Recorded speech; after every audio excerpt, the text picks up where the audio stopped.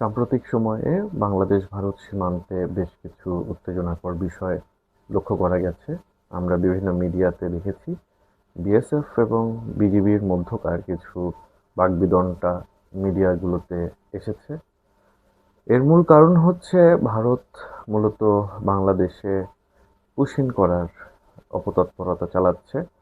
ইতোমধ্যে বেশ কিছু পুশিনের ঘটনা ঘটেছে, যদিও এ বিষয় নিয়ে সরকারের মহল থেকে স্পেসিফিক কোনো ধরনের কোনো বক্তব্য দেয়া হয়নি, যা থেকে আসলে কোনো কিছু জনগণ বুঝতে পারে। তবে পুশিন ভারত চেষ্টা করছে, এটা ক্রিস্টাল ক্লিয়ার। এটা নিয়ে আসলে কোনো ধরনেরই কোনো সন্দেহের অবকাশ নাই।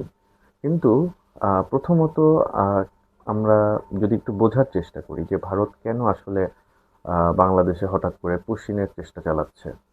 মূলত ভারতের সাথে বাংলাদেশের যে সীমান্তবর্তী রাজ্যগুলো, এ সকল রাজ্যে দীর্ঘদিন ধরেই ভারতের একটি অভিযোগ ছিল যে বাংলাদেশ থেকে এ সকল রাজ্যে অভিবাসন নিচ্ছে, অভিবাসীরা বাংলাদেশ থেকে ঢুকছে এবং তারা সেখানে আম, উম, বিভিন্ন ধরনের অর্থনৈতিক কর্মকাণ্ডের সাথেও জড়িয়ে যাচ্ছে, সেটা বৈধ কিংবা অবৈধ দুই রকমই আছে। তো এটা নিয়ে ভারতের সীমান্তবর্তী রাজ্যগুলোর মধ্যে বেশ কিছু বছর ধরেই এক ধরনের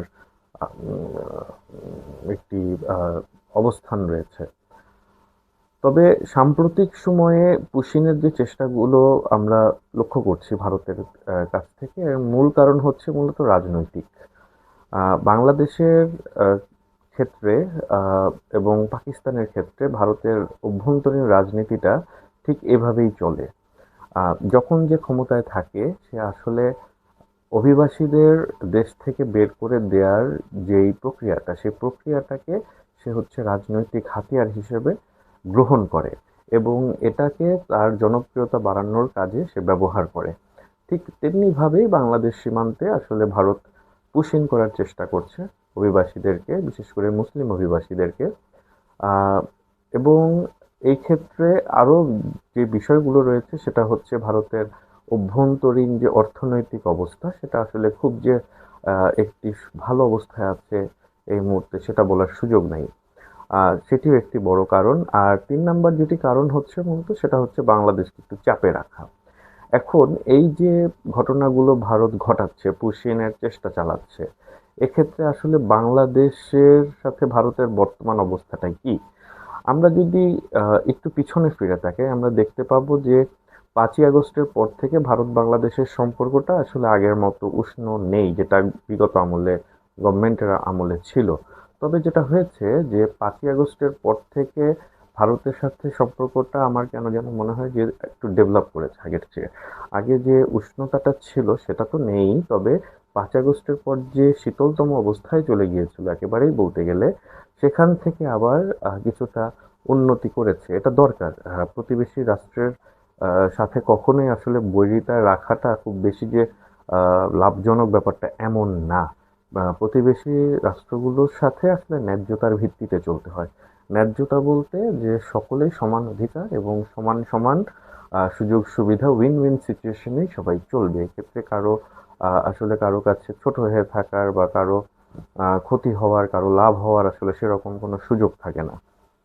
আমরা যদি বিশ্ব পরিমণ্ডলে এটা দেখে থাকি, বিভিন্ন দেশগুলোর মধ্যে আসলে প্রতিবেশী রাষ্ট্রগুলোর মধ্যে এভাবেই চলে। বর্তমানে বাংলাদেশের সাথে ভারতের অবস্থা আমার মনে হচ্ছে উন্নতি করছে, তবে ভারত সরকার বাংলাদেশ সরকারকে একটু চাপে রাখার চেষ্টা করছে। কিন্তু বাংলাদেশ সরকার এখন পর্যন্ত খুব বুদ্ধিমানের সাথেই ব্যাপারটা পরিচালিত করছে এবং আমার যেটা মনে হচ্ছে যে মাননীয় প্রধানমন্ত্রী এই ব্যাপারে খুবই একটি ওয়াইজ রোল, একটি জ্ঞানী রোল প্লে করছেন তিনি আসলে। যেটা বরং আসলে হচ্ছে ভারতকে উল্টো ভাবতে বাধ্য করছে যে আসলে ভারত যেটা করছে সেটা কতটুকু আসলে যুক্তিযুক্ত। আর এখন আমার যেটা মত সেটা হচ্ছে মূলত যে বাংলাদেশ আসলে কিভাবে এই সিচুয়েশন থেকে বেরিয়ে আসতে পারে। মূলত পুশিনের বিষয়ে ভারত সরকারকে বাংলাদেশ বরাবরই প্রতিবাদ জানিয়ে আসছে এবং ভারত আসলে স্পেসিফিক্যাল কোনো বক্তব্যের ব্যাপারে বাংলাদেশকে দেয়নি। তবে বাংলাদেশ সরকারের যেটা উচিত বা যেটা করণীয় এটা সমাধানের জন্য সেটা হচ্ছে সীমান্তে বিজেপিকে অত্যন্ত সতর্ক অবস্থায় রাখা, যাতে করে এ ধরনের পুশিনের ঘটনা ভারত ঘটাতে না পারে। পুশিন যে সব ক্ষেত্রে স্বাভাবিক পুশিন সেটা মনে করার কিন্তু কোনো কারণ নেই। আসলে এর মাধ্যমে অনেক ধরনের অপতৎপরতাও থাকতে পারে, গোয়েন্দা তৎপরতাও থাকতে পারে। তো যার কারণে বিজেপিকে আসলে অত্যন্ত সতর্ক অবস্থায় থাকতে হবে। দ্বিতীয়ত হচ্ছে সীমান্তবর্তী যে জায়গাগুলো, সীমান্তে আসলে ড্রোনের ব্যবহার বৃদ্ধি করতে হবে। প্লাস হচ্ছে ডিজিটাল যে মনিটরিং সেগুলোকে আসলে বৃদ্ধি করতে হবে। প্রযুক্তিগত উন্নয়ন করতে হবে যাতে করে হচ্ছে সীমান্তে এই টহল, এই মনিটরিংগুলো আসলে জোরদার করা যায়। আর দ্বিতীয়ত হচ্ছে বাংলাদেশকে এই যে ফুটেজগুলো, পুশিনের যে ফুটেজগুলো, বাংলাদেশকে পুশিনের ফুটেজগুলো আসলে ভারতকে পাঠাতে হবে এবং জাতিসংঘে বা আন্তর্জাতিক পর্যায়ে পাঠাতে পারে বাংলাদেশ, যাতে করে হচ্ছে আন্তর্জাতিকভাবে ভারতের উপর একটি প্রেশার ক্রিয়েট করা যায়। আর কূটনৈতিক তৎপরতা তো অবশ্যই চালাতে হবে, সেটার কোনো বিকল্প নাই। ভারত সরকার যেন আহ, আসলে কোনো ধরনের বৈরিতা কারোর জন্যই মঙ্গল না। আহ, আমরা বন্ধু হিসেবেই চাই সবাইকে, সকল প্রতিবেশীকে ন্যায্যতার ভিত্তিতে। তো সেই দিকে আসলে আগাতে হবে দুই দেশকেই, এবং হচ্ছে বাংলাদেশকে এক্ষেত্রে কূটনৈতিক তৎপরতা আরও বৃদ্ধি করতে হবে। ভারতের সাথে হচ্ছে যোগাযোগটা আরও সুন্দর, আরও যেটাকে বলে হচ্ছে আসলে কনস্ট্রাকটিভ ওয়েতে করতে হবে, যাতে করে তারা বিষয়টা বুঝতে পারে এবং এই পুশিংটা বন্ধ করে। আসলে এই পুশিংটা মূলত কোনো দেশের জন্যই মূলত ভালো হচ্ছে না। এটা হচ্ছে উভয় দেশের এবং উভয় দেশের মানুষের জন্য, সবার জন্যই খারাপ হচ্ছে।